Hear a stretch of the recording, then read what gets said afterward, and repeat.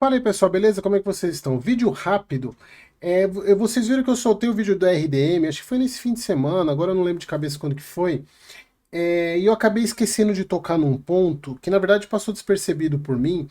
E eu não assisto os vídeos de análise das gestoras. Tem algumas gestoras que têm canal no YouTube, eles colocam vídeos sobre o relatório ou sobre os fundos, e eu não assisto exatamente para não contaminar as minhas análises.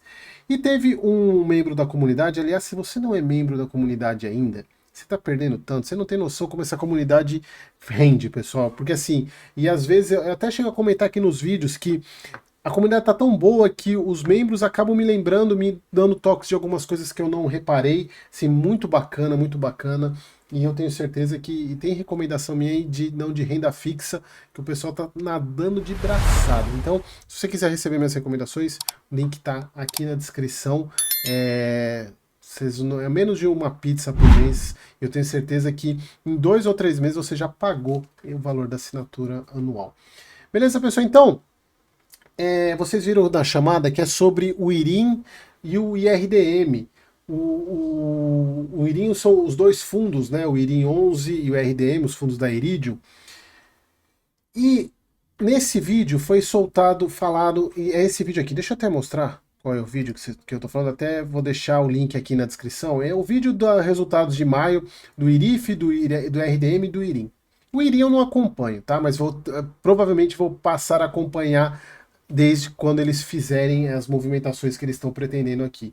O fundo, ele fez o IRIM, ele soltou uma assembleia para alterar, e aqui eu queria ver com vocês, mostrar para vocês na verdade, alteração do regulamento para adaptação da CVM 175, que é aquela questão de colocar lá responsabilidade limitada no nome do fundo, aperfeiçoamento da política de investimento, que acho que esse é o principal, aumentar o capital autorizado de 3 milhões para 10, 3 bi para 10 bi. Lembre, o que é capital autorizado? O fundo não precisa chamar para, quando for fazer emissão, não precisa chamar a Assembleia para aprovar a emissão. Até 10 bi eles não precisam de autorização desde que fosse aprovado isso. Prever aqui, eu preciso prever o pagamento de taxa de performance ao gestor. Bom, então, primeiro ponto. Regulamentação alterada, isso aqui todos os fundos fizeram. Aperfeiçoamento da política de investimento, ou seja, o que é esse aperfeiçoamento? É transformar o IRIM em um hedge fund, ou seja, transformá-lo em um ativo que pode investir em debêntures, ações, em CRIF, DIC, em imóveis reais, ou seja, transformá-lo num hedge fund, beleza? Aumentar o capital autorizado, que em tese seria algo normal, se não tivesse algo por trás disso, e eu já vou falar da taxa de performance. Então, só para falar, isso aqui foi aprovado. Então, já foi aprovado tudo, tanto o capital, quanto a taxa de performance, quanto a mudança da política de investimento. Ou seja, o IRIM se transformou num hedge fund. Em um determinado momento naquele vídeo, o gestor ele comenta que foi perguntado por que fazer desse aumento de capital autorizado de 3 bi para 10 bi. Porque existe uma possibilidade grande do IRIM incorporar o IRDM. Aí você pode estar falando, Eric, como assim? E aí eu quero só mostrar para vocês o tamanho deles, né? A gente vai pegar aqui, ó, o IRIM 11. Vamos ver o tamanho do fundo. O IRIM, ele tem de patrimônio 165 milhões de patrimônio. E o RDM é um fundo, como vocês sabem, bilionário. O IRDM tem IRDM, patrimônio dele, e eu não estou mostrando aqui, né? Eu estou falando e não estou mostrando. O IRDM, um patrimônio de 3 bi, e o IRIM, deixa eu voltar aqui, né? IRIM 11, um patrimônio de 165 milhões. Aí você está falando, Eric, não seria o contrário? Não seria o IRDM incorporar o IRIM? Não é o mais lógico? Não nesse caso. Por quê? Primeiro, se vocês lembrarem, o BCFF com o BTHF aconteceu a mesma coisa. O BTHF muito menor incorporou o BCFF.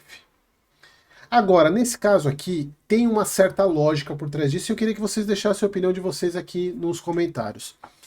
Primeiro, o IRIM, eles fizeram. Então, o que foi a justificativa do gestor para esse aumento de capital? Exatamente porque, se eles quiserem fazer uma emissão para incorporar, eles estão incorporando 3 bi. E no capital autorizado que eles têm hoje, não seria possível, porque o capital autorizado do IRIM é de 3 bi. Então iria passar para se eles quisessem incorporar o IRDM, então eles precisam aumentar o capital. Então o aumento de capital autorizado, eles colocaram isso como uma questão exatamente para a incorporação do IRDM. Aí vocês podem estar falando, Eric, mas qual é o sentido de um fundo pequeno incorporar o IRDM? E eu vou responder para vocês. Como vocês sabem, o IRDM hoje ele tem uma questão estrutural que é difícil de resolver, que são os fundos imobiliários que têm prejuízo na carteira. A gente está falando de DEVA, HCTR, Tordesilhas e alguns outros. Que se o fundo fosse vender, e como é a estratégia do IRDM, vender esses ativos para trocar por CRI, se ele vende um DEVA 11 ou um HCTR 11, por exemplo, se eu não me engano, o DEVA 11 vai dar uns 3 ou 4 reais de prejuízo por cota. E eu sei que no total, eu fiz um vídeo para vocês, busquem aí o vídeo do IRDM, eu cheguei a calcular em torno de dar uns, acho que é 8 reais por cota, me corrija se eu estiver errado, total de prejuízo, 8 reais por cota. Imaginam quanto tempo, se pensando hoje o fundo pagando, gerando 80 centavos, ele ficaria 10 meses sem pagar dividendo. Sendo que ele tem uma reservinha lá de 60 centavos, seriam 9 meses sem pagar dividendo. É muita coisa. Então eles não podem vender esses ativos. Eles têm que esperar uma recuperação de mercado. E eles vêm fazendo essa reserva, só que do jeito que eles vêm economizando, guardando 5 centavos por mês, até chegar no montante que eles precisam para recuperar esse prejuízo, claro, isso eu não estou considerando uma valorização desses outros ativos. Vai demorar muito. E qual que é a lógica dessa incorporação? A partir do momento que o IRIM compra, ele incorpora os ativos do IRDM, ele incorpora o valor de mercado. Ou seja, ele traz para dentro os ativos do IRDM para dentro do IRIM ao valor de mercado. O que isso significa? É praticamente como se ele estivesse resetando o preço médio. Ou seja, o preço médio que tinha no IRDM desaparece, por exemplo, no DEVA, do HCTR, por quê? O IRIM está comprando esses ativos ao preço de mercado que eles estão hoje. Então, deixa eu pegar aqui quanto que está custando o DEVA. Vamos supor que a incorporação fosse hoje. O IRDM comprou o DEVA a 100 cacetada. Deixa eu até pegar aqui quanto que deixa eu ver se eu estou com o relatório gerencial do IRDM aqui. Aqui, ó. Vamos pegar o preço médio do DEVA. Vou pegar aqui, ó. DEVA 11 aqui, ó. 101,34. Tá aqui, ó. 101,34. Imagina, se ele vender, olha o prejuízo que ele vai ter neste ativo. Então, o que acontece nessa movimentação? Acontece o seguinte, o IRIM, ele está comprando o DEVA como se ele estivesse comprando o DEVA 32,81. Ou seja, acabou esse preço médio, acabou esse problema de prejuízo. Ele traz para dentro, por quê? O próprio valor patrimonial do IRDM já considera isso aqui. Já está considerando esse baita prejuízo, só que ele não é prejuízo de fato porque o IRDM não vendeu os ativos. Mas dentro do patrimônio do IRDM considera, por isso que o patrimônio do fundo derreteu. Porque o valor dos fundos imobiliários dentro da carteira são marcados a mercado. Então, ele praticamente, essa queda refletiu diretamente no valor patrimonial e refletiu diretamente na queda de mercado do IRDM. Só que hoje o IRDM está muito mais barato, barato que eu digo, com um deságio maior do que o próprio problema que ele tem na carteira.